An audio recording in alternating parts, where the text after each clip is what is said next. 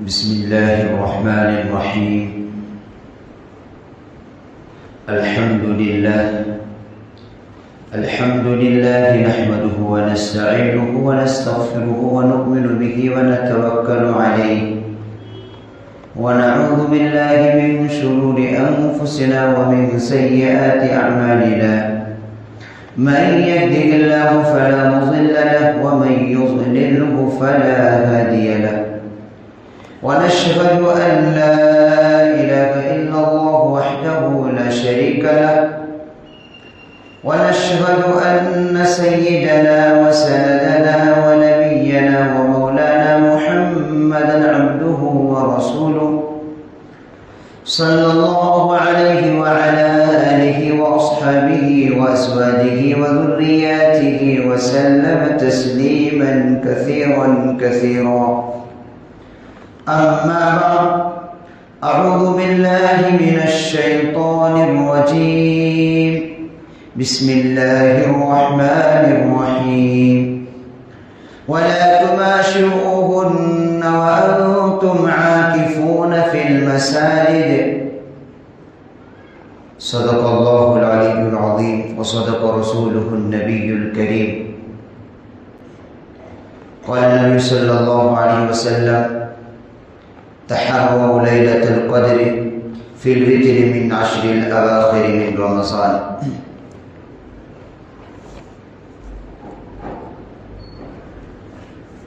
رمضان المبارک کا اکثر حصہ گزر رہا ہے اور اب جو 3-4 روز کے بعد رمضان المبارک کا آخری عشرہ شروع ہوگا. یہ پورے رمضان کا خلاصہ اور لب لباب ہوتا ہے اور ہر چیز میں آخر کا اعتبار ہوتا ہے. آخر وقت کیسی گزری، آخری حالت کیا تھی، اس کا اعتبار ہوتا ہے. چنانچہ روایت کے اندر آتا ہے کہ ایک آدمی پوری زندگی عبادت کرتا رہا، لیکن اگر اس کا آخری وقت اچھا نہیں گزرا ہے تو اس کی جو پوری زندگی کی عبادت ہے وہ رائگاں ہو سکتی ہے. اور ایک آدمی پوری زندگی فسق و فجور میں، اللہ کی نافرمانیوں میں گزارا، لیکن آخر وقت میں اللہ کی طرف متوجہ ہو گیا اور اپنے گناہوں سے توبہ استغفار کر لیا تو اللہ کی رحمت اس کی طرف متوجہ ہو جاتی ہے اور اس کے تمام گناہوں کو معاف کر دیتا ہے. چنانچہ حسن بصری کے زمانے کا غالباً ایک واقعہ ہے کہ ایک نوجوان تھا جو انتہائی گناہ میں ملوث تھا. ان کا چچا اس کو سمجھاتا، اس کو نصیحت کرتا کہ بیٹا دیکھ ایسا نہ کر، لیکن وہ نہیں مانتا تھا، اپنی عیاشی میں لگا ہوا تھا. ایک مرتبہ وہ بیمار ہو گیا تو بیماری کے ایام میں اس نے اپنے چچا کو بلایا تو وہ نہیں آئے. کہا میں اس کو سمجھاتا رہا، جب وہ تندرست تھا میں اس کو بارہا تنبیہ کرتا تھا، اللہ کے عذاب سے ڈراتا تھا، لیکن وہ مانتا نہیں تھا، اس لیے میں نہیں جاتا. جب اس کی بیماری اور زیادہ بڑھ گئی پھر اس نے اپنے امی کے ذریعے سے پیغام بھیجا تو اس کی امی نے کہلوایا کہ آپ کو میرا بیٹا یاد کر رہا ہے، اس لیے آپ ضرور تشریف لائے. چنانچہ وہ آئے اور اس کو پھر وہی پرانی بات یاد دلائی کہ میں تجھے نصیحت کرتا تھا، تو مانتا نہیں تھا، تو اب مجھے کیوں یاد کیا؟ اس نے کہا کہ چچا اچھا ایک بات بتاؤ کہ ایک ماں کے سامنے اگر اس کے بچے کو آگ میں ڈالا جائے تو کیا وہ ماں گوارا کر کر سکتی ہے؟ فرمایا کہ نہیں کر سکتی۔ تو فرمایا میرا اللہ تو اس دنیا کی ماؤں سے کئی زیادہ محبت کرتا ہے، تو کیا میں اس سے توبہ و استغفار کروں گا تو مجھے معاف نہیں کرے گا؟ چنانچہ یہ لڑکا اس دن بیمار رہا اور بیماری کے ایام میں اپنے گناہوں سے توبہ و استغفار کرتا رہا۔ جب ان کا انتقال ہوا تو کسی نے خواب میں دیکھا اس کو جنت کے اندر، تو پوچھا کہ تمہاری کس بات پر مغفرت ہو گئی؟ اس نوجوان نے کہا کہ اللہ تبارک و تعالیٰ نے میری صرف اس بات پر مغفرت کر دی کہ میں نے اپنے چچا سے کہا کہ کیا کوئی ماں اس بات کو گوارا کر سکتی ہے کہ اس کا بیٹا اس کے سامنے آگ میں ڈالا جائے؟ کہ کوئی بھی ایک ماں اس بات کو گوارا نہیں کر سکتی، تو اللہ تو ماؤں سے کئی گنا، 70 گنا بلکہ اس سے بھی زیادہ اپنے بندوں سے محبت کرتا ہے، تو کیسے اپنے بندوں کو عذاب دے گا؟ اللہ نے اس بات پر میری مغفرت فرما دی۔ تو آخر وقت اس کا اچھا گزرا، پچھلا جو وقت تھا وہ گناہوں میں، عیاشیوں میں گزرا۔ اسی لیے ہر چیز میں اخیر کا اعتبار ہوتا ہے۔ آخری وقت کس حالت میں گزر رہا ہے؟ یہ جو رمضان المبارک کا 2-4 روز کے بعد جو آخر عشرہ شروع ہونے والا ہے، یہ کئی اعتبار سے اہمیت کے حامل ہے۔ یہی وہ عشرہ ہے جس کی طرف اللہ کے نبی صلی اللہ علیہ وسلم نے فرمایا ہے کہ شب قدر کو رمضان المبارک کے آخر عشرے کی تاک راتوں میں تلاش کرو، اور وہ تاک رہتا ہے بے اتفاق علماء 21، 23، 25، 27 اور 29 کی رات ہے۔ اور شب قدر کے متعلق تو قرآن کریم کی ایک پوری سورت اتاری گئی۔ بسم اللہ الرحمن الرحیم، انا انزلناہ فی لیلۃ القدر، کہ ہم نے اس کو یعنی قرآن پاک کو، بے شک ہم نے قرآن پاک کو لیلۃ القدر میں اتارا۔ انا انزلناہ فی لیلۃ القدر، اور اس لیلۃ القدر کی فضیلت کے لیے یہی کافی ہے کہ اللہ تبارک و تعالیٰ کی کتاب کو اتارنے کے لیے اللہ تبارک و تعالیٰ نے اس رات کو منتخب فرمایا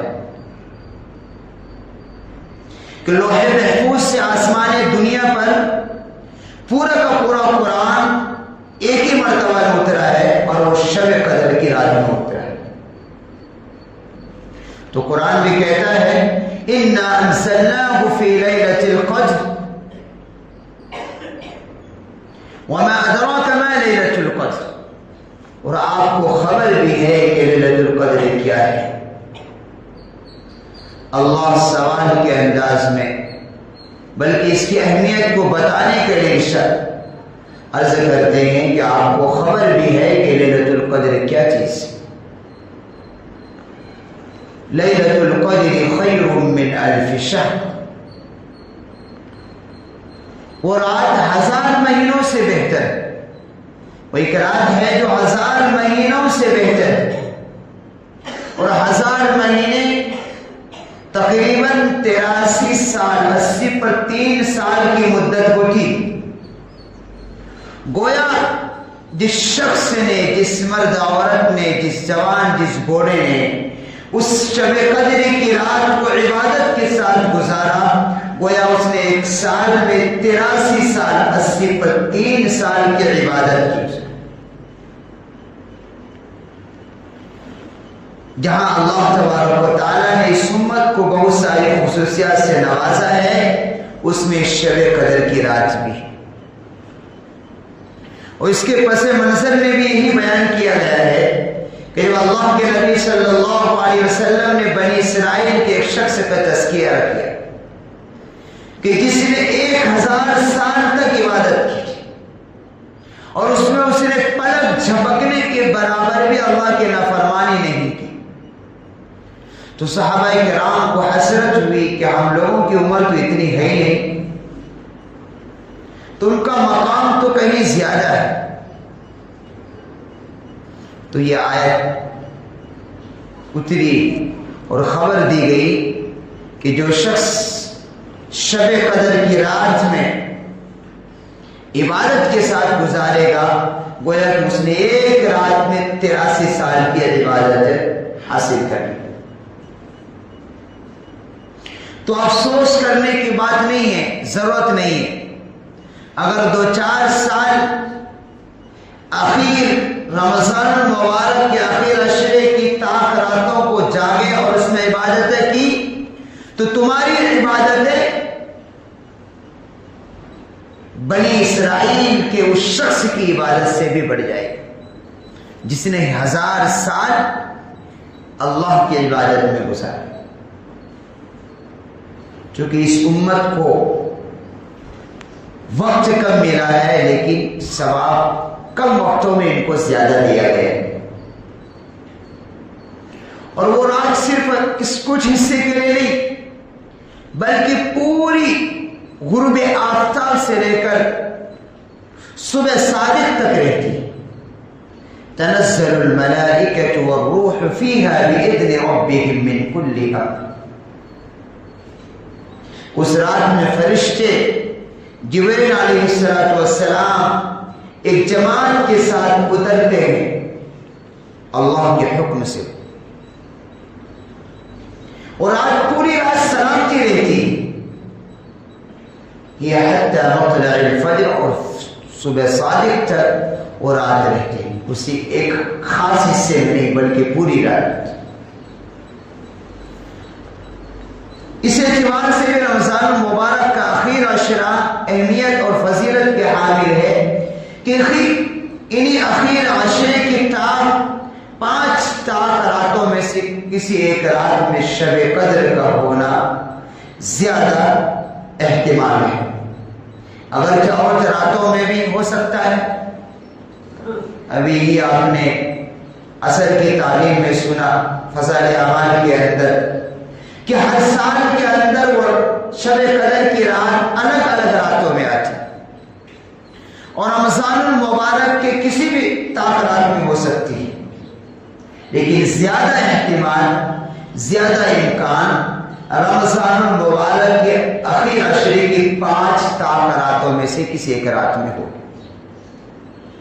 شروع میں اللہ کے نبی صلی اللہ علیہ وسلم کو اس کا علم دیا گیا تھا، چنانچہ آپ اسی بات کو بتانے کے لیے آپ مسجد سے باہر نکلے کہ 2 صحابی کو دیکھا تو آپس میں الجھ رہے، تکرار ہو رہی ہے۔ آپ اس جگہ کھڑے ہو گئے اور ان کی باتوں کی سننے لگے، تو اللہ نے آپ سے یہ بات بھلا دی۔ تو اللہ کے نبی نے فرمایا کہ میں تمہیں یہ بات بتانے کے لیے نکلا تھا کہ شب قدر فلاں رات میں ہوتی ہے، لیکن میں نے دیکھا کہ 2 آدمی آپس میں جھگڑ رہے ہیں، تکرار ہو رہی ہے، میں اس جگہ کھڑا رہا، اللہ نے وہ بات میرے ذہن و دماغ سے بھلا دیا، شاید یہ بھلا دینا تمہارے لیے بہتر ہے۔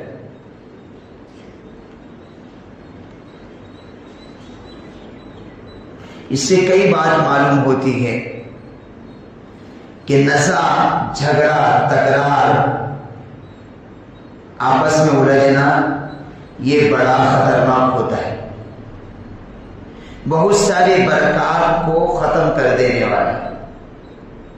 شب قدر جیسی تعین، شب قدر جیسی برکت اور شب قدر جیسی فضیلت والی رات کا تعین یہ جھگڑے کی وجہ سے اٹھا لیا گیا۔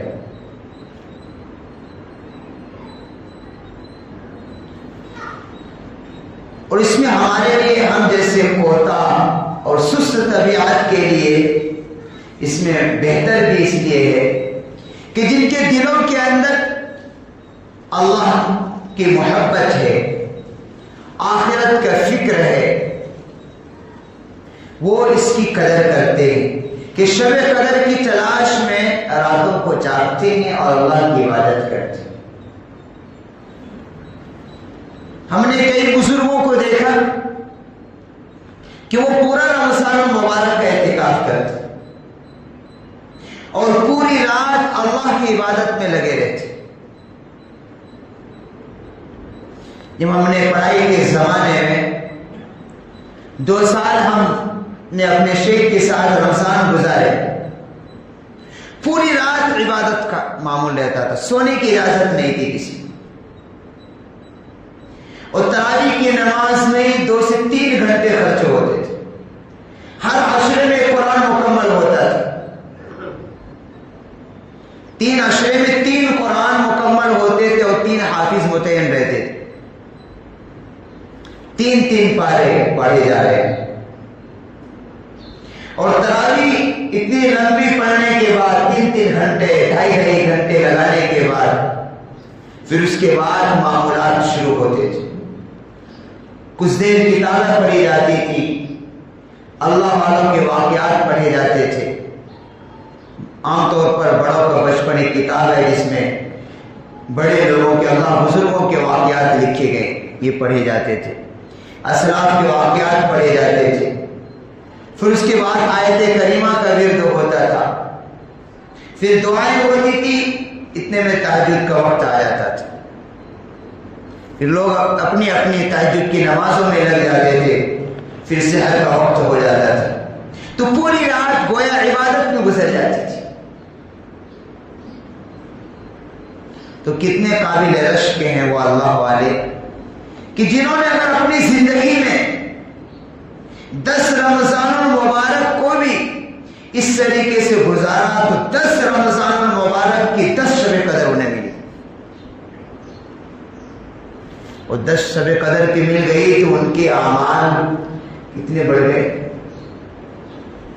لیکن ہم لوگ یہ 10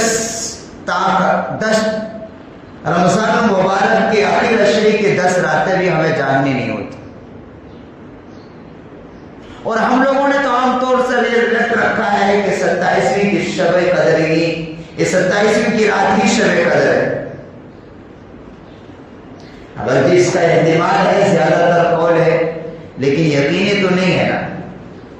21 میں بھی ہو سکتی ہے اور ہو سکتا ہے کہ اس سال کا شب قدر گزر بھی نہ گیا. اللہ اعلم. اس لیے کہ یہ کوئی یقینی نہیں ہے کہ رمضان مبارک کے آخر عشرے میں ہوگی. ہو سکتا ہے کہ شب قدر کی رات گزر نہ گئی ہو اور ہم اس کو غفلت کے ساتھ نہ گزار دیں. اللہم احفظنا منہ. لیکن اسی لیے وہی لوگ اس کی جو پورا رمضان المبارک کی راتوں میں جاگتے ہیں اور اللہ کی عبادت کرتے ہیں، صحیح معنوں میں انہی کو ہی شب قدر نصیب ہوتا ہے. لیکن چونکہ زیادہ احتمال اور زیادہ قوی امکان اخیر عشرے کی ان 5 طاق راتوں میں سے کسی ایک رات میں ہے، اس لیے جو اب طاق راتیں آئیں گی ہمیں اس کو جاگنا چاہیے اور اس میں عبادتیں کرنی چاہیے. دوسری جو اس اخیر عشرے کی ایک اور فضیلت اس وجہ سے بھی ہے کہ اللہ کے نبی صلی اللہ علیہ وسلم جب مکہ مکرمہ سے مدینہ منورہ ہجرت کر کے آئے تو آپ نے ہر سال رمضان المبارک کے آخری عشرے کا اعتکاف کیا. اور اعتکاف کی فضیلت اس سے بھی معلوم ہوتی ہے کہ آپ نے مدنی زندگی میں کسی سال میں اعتکاف کو نہیں چھوڑا. اسی لیے آخر عشرے کا اعتکاف سنت مؤکدہ علی الکفایہ ہے، جس کا مطلب یہ ہوتا ہے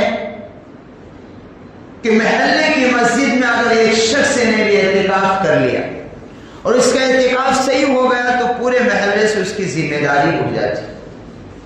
اور اگر کسی نے بھی اعتکاف نہیں کیا، پورے محلے میں سے کسی نے بھی اعتکاف نہیں کیا، تو اس سنت کو چھوڑنے کی وجہ سے پورا محلہ گنہگار ہو.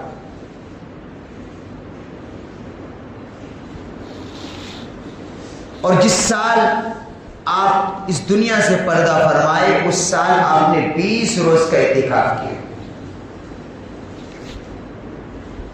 اور اعتکاف کرنے والے کو شب قدر تو مل ہی جاتی ہے، اس کا سونا بھی عبادت، کھانا بھی عبادت، ہر چیز معتکف کی عبادت بن جاتی ہے۔ اور یہ ذرا مشکل عبادت ضرور ہے لیکن ثواب بہت بڑا ہے کہ ایک دن کے اعتکاف کا ثواب اتنا ہے کہ اللہ تبارک و تعالی اس معتکف کو جہنم سے اتنا دور کر دیتے ہیں جیسے آسمان اور زمین کا جتنا فاصلہ ہے، اور اس کے لیے حج اور عمرے کا ان حج اور عمرے کا ثواب لکھا جاتا ہے جو مقبول ہو، جو اللہ نے جن حج اور عمروں کو قبول کر لیا ہے اس کا ثواب معتکف کو ملتا ہے۔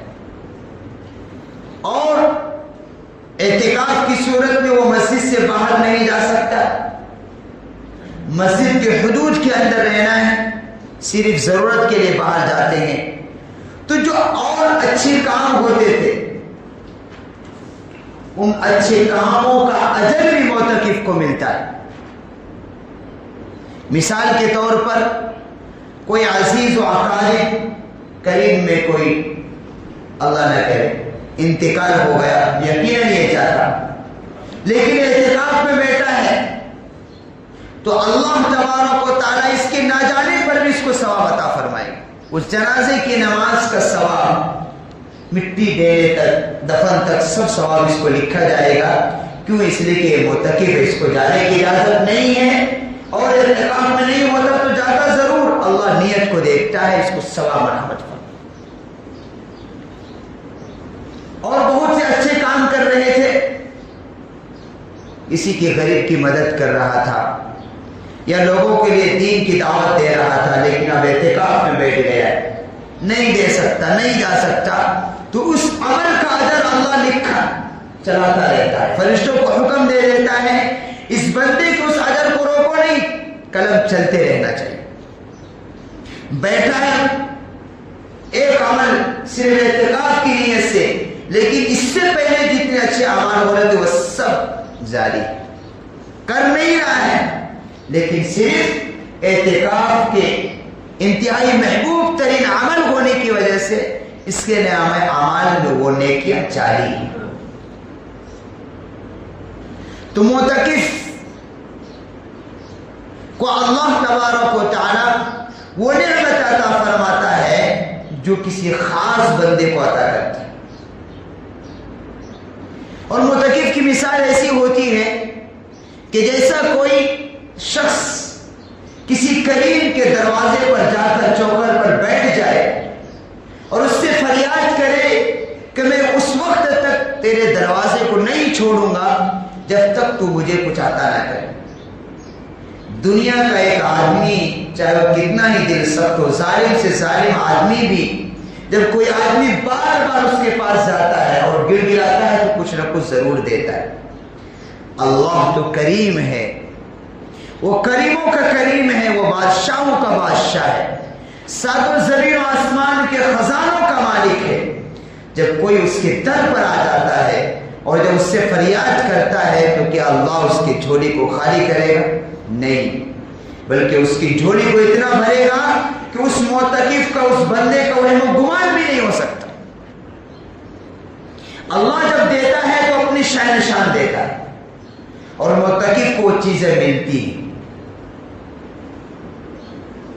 سب سے بڑا فائدہ یہ ہوتا ہے کہ 10 دن 10 راتیں فرشتوں کے ماحول میں گزرتا ہے، تکبیر و اولیٰ کے ساتھ نمازیں مل جاتی ہیں، تہجد کی نماز کی توفیق مل جاتی ہے، اشراق اوابین چاشر کی نماز کی توفیق مل جاتی ہے، اللہ کا ذکر کرنے کی توفیق مل جاتی ہے، اس لیے کہ اس کا وقت خالی، وہ اللہ کے گھر میں بیٹھا ہے اور صرف عبادت کرنے کی نیت سے بیٹھا ہے۔ ورنہ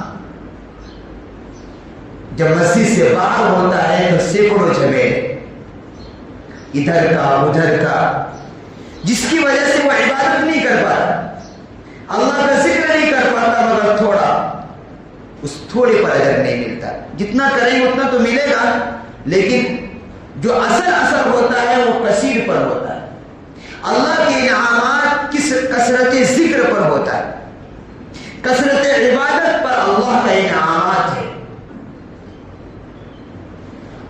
تو معتکف تو سارا وقت خالی کر کے جب اللہ کے گھر میں اللہ کی چوکھٹ پر آ جاتا ہے تو اس کو اللہ تبارک و تعالیٰ عبادت کی توفیق بھی عطا فرمائے. اور اگر نہیں بھی کیا بالفرض اگر سو بھی گیا اللہ کے گھر میں تو بھی عبادت ہے, عبادت لکھا جا رہا ہے. تو بہت بڑی عبادت بھی ہے یہ, اور اللہ کو منانے کا سب سے بہتر طریقہ اعتکاف. آسان طریقہ اگر کوئی اپنے رب کو منانا چاہتا ہے, اپنے رب کو اپنا بنانا چاہتا ہے کہ وہ 10 دن اعتکاف کی نیت کرے اور اللہ کے گھر میں بیٹھ جائے اور اللہ سے اپنا تعلق کنیکشن جوڑ لے. اس حال میں اٹھے گا کہ اللہ اس کا ہوگا اور وہ اللہ کا. اللہ کو اپنا بنانا کوئی آسان کام نہیں, زندگیاں پر پاپڑ بیلنی پڑتی. اور یہ اعتکاف کا عمل مردوں کے لیے جہاں ہے وہاں عورتوں کے لیے بھی, اس کے لیے اور آسانی ہے کہ گھر میں عورتیں کوئی ایک جگہ متعین کر لے اور 10 دن کی نیت کر کے بیٹھ جائے اور اس جگہ کو چھوڑنا نہیں ہے, وہیں پر کھانا ہے, وہیں پر پینا ہے, صرف ضرورت کے لیے جانا ہے. وہاں پر رہ کر وہ ضرورت کے تحت بات بھی کر سکتی ہے. اگر گھر میں کچھ بچے بچیاں ان سے کام بھی لے سکتی وہیں پر بیٹھے ہوئے. یہ نہیں کہ اعتکاف میں بیٹھے چل گئے کچن کے اندر, تو وہ نہیں کرنا ہے. کچن وچن میں نہیں جانا ہے, جہاں بیٹھی ہے وہیں بیٹھی رہیں گی, وہیں اپنی نماز روزہ قرآن کی تلاوت اللہ کا ذکر وہیں کرنا ہے, وہیں کھانا بھی وہیں پر کھانا ہے, کچن میں جا کر نہیں کھانا ہے.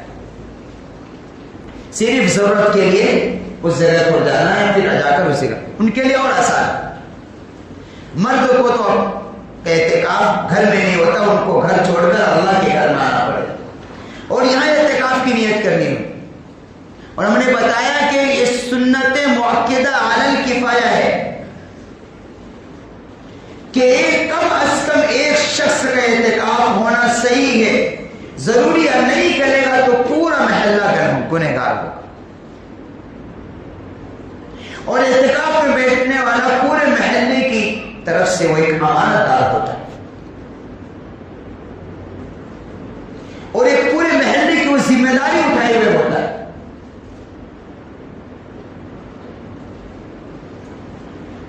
تو اللہ کے نبی صلی اللہ علیہ وسلم کے محبوب ترین اعمال میں سے یہ اعتکاف بھی ہے کہ اللہ کے نبی صلی اللہ علیہ وسلم نے مدنی زندگی میں کسی سال بھی اعتکاف کو نہیں چھوڑا, اور اللہ کے نیک بندے بھی ہر سال اعتکاف کیا کرتے. اور اعتکاف کا عمل اللہ کو بھی محبوب ہے, اللہ کے رسول کو بھی محبوب ہے. اور یہ عمل اللہ کی رضا کے لیے ہونا چاہیے, صرف اللہ کی رضا کے. اور شب قدر کی تلاش کی نیت ہونی چاہیے کہ میں اعتکاف میں بیٹھوں گا تو اللہ سے یقین کرنا چاہیے کہ مجھے شب قدر کی رات ملے گی, اور میں اس رات میں سو بھی گیا تو بھی میرے لیے عبادت کا ثواب لکھا جائے. اور کتنا 83 سال کی عبادت کا ثواب لکھا جائے. گھر میں کوئی جاتا ہے تو کبھی سو گیا تو آنکھ لگ گئی تو پتا چلا پوری رات ختم ہو گئی, ظاہر. لیکن معتکف نہیں, اگر سو بھی گیا تو بھی عبادت. تو معتکف کو تو شب قدر مل ہی جاتی, اور شب قدر کا مل جانا گویا کہ بہت بڑی خیر کا مل جانا ہے. اور 83 سال کی عبادت کا ثواب ہم نے ایک رات میں حاصل کر.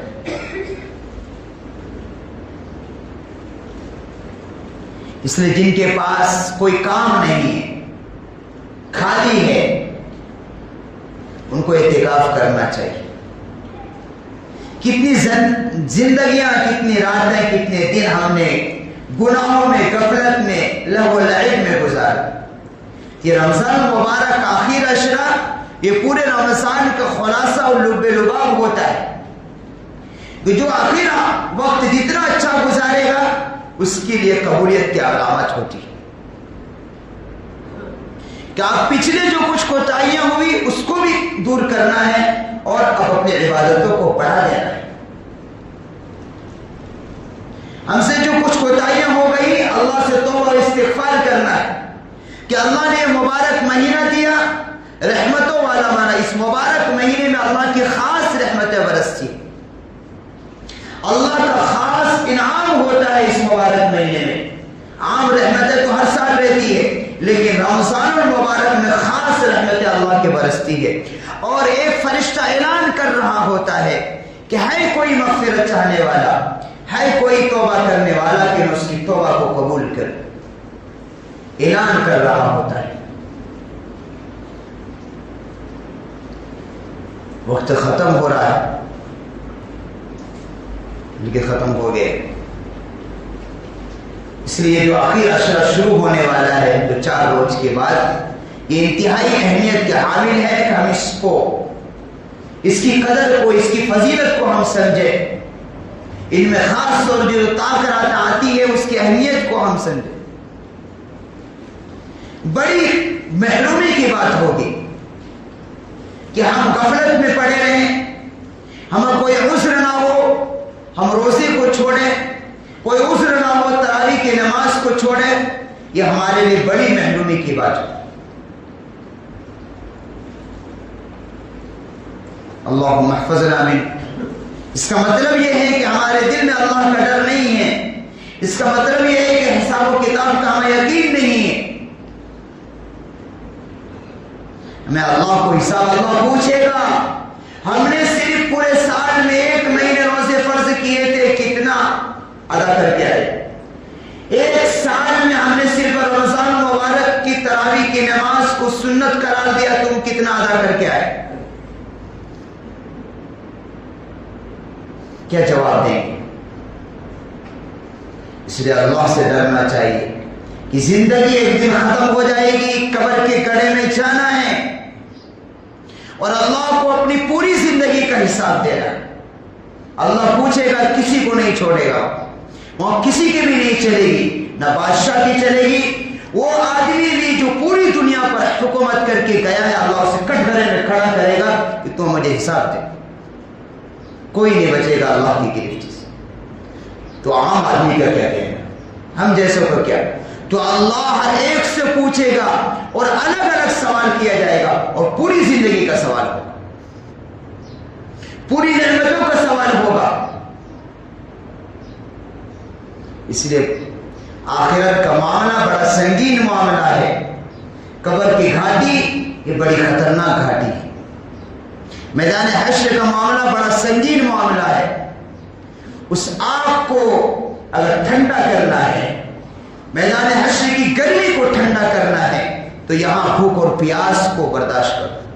جو اللہ نے روزہ رکھنے کا حکم دیا ہے کہ آج ہمیں چند گھنٹے کی بھوک برداشت نہیں ہو رہی ہے, تھوڑی دھوپ برداشت نہیں ہو رہی ہے, اس میدان حشر کی گرمی کو کیسے برداشت کرو گے جب ایک نیزے پر سورج آ جائے گا اور اتنی گرمی پھینکے گا, اتنا گرمی ہوگا کہ انسان کا دماغ جیسے پانی جب ہانڈی میں گرم ہوتا ہے تو کیسا ابلتا ہے, ایسا ابل رہا ہوگا اس کا دماغ. نفسی نفسی کا عالم ہوگا, لوگ پسینوں میں ڈوب رہے ہوں گے, کوئی گھٹنوں تک, کوئی کنڈلیوں تک, کوئی کمر تک, اور کوئی اتنا ہوگا کہ اپنے پسینے میں ڈبکیاں لگا رہا ہوگا. اس دن کی گرمی سے بچنا ہے, اس دن کی تپش سے بچنا ہے. تو یہاں جو اللہ نے حکم دیا ہے چند گھنٹے کی بھوک اور پیاس کو برداشت کرنے کو, اس کو برداشت کرنا.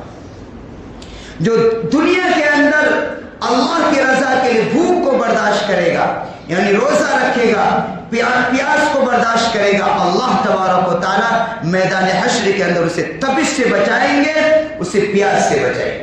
اور اسے ایسا جام ملے گا, ایسا پیالہ ملے گا, ایسا پانی ملے گا کہ جب ایک مرتبہ پیے گا تو اسے کبھی پیاس نہیں لگے گی. کسے؟ جو روزے میں پیاس کو برداشت کرے. اس لیے آخرت کی تپش کو, اس میدان حشر کی گرمی کو ٹھنڈا کرنے کے لیے ضروری ہے کہ دنیا کے اندر وہ اللہ کی رضا کے لیے چند گھنٹوں کی بھوک اور پیاس کو برداشت کرے.